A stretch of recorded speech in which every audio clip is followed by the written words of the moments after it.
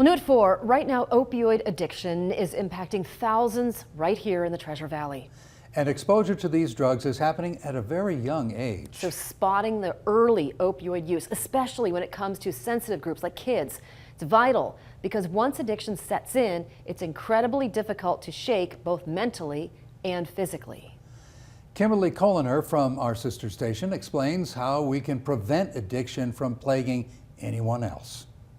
It's awful. It feels, it's not just flu-like symptoms. Every muscle in your body is aching and cramping, diarrhea, throwing up, runny eyes, runny nose, and depending on how addicted you are, this can last for a long period of time. Everything you just heard is everything Michael Pritchard has gone through. At 16 years old, I had a methamphetamine overdose.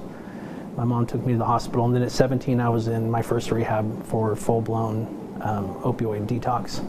He's now a substance use disorder analyst and knows exactly why his body suffered the way it did. People start using these drugs and they release dopamine at high levels, and then that's a positive reinforcer to continue to use.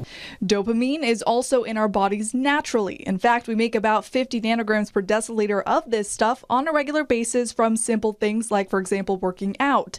But ingesting it in another way, say through smoking marijuana, gives off 650, heroin 975, and meth about 1100. And what that does is that makes us feel extremely euphoric, but that emotional memory is logged in our amygdala, where we store emotional memory. So now your brain has learned joy and pleasure comes from the 1100 nanograms per deciliter of dopamine that's in heroin.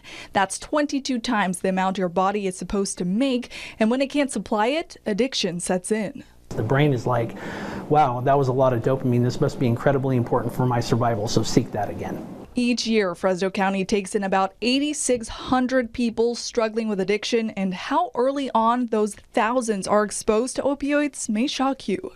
The magical age for first use is somewhere between the age of 12 and 14. That's 7th, 8th, and 9th graders who may have simply crossed paths with the wrong crowd. And that's why Pritchard says a parent's ability to set boundaries, no matter how helpless it may seem at times, is critical.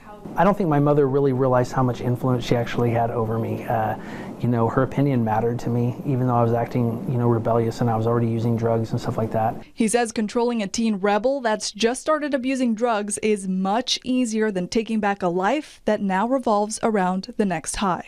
Once the problems develop, it's a lot harder to get under control than it is with a teenager or adolescent who hasn't really, isn't suffering life impairments yet as a result.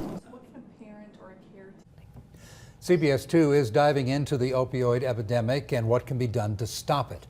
Our national team has completed several town hall events on the epidemic and what can be done about it. You can watch the town halls right now, all of them on our website, idahonews.com.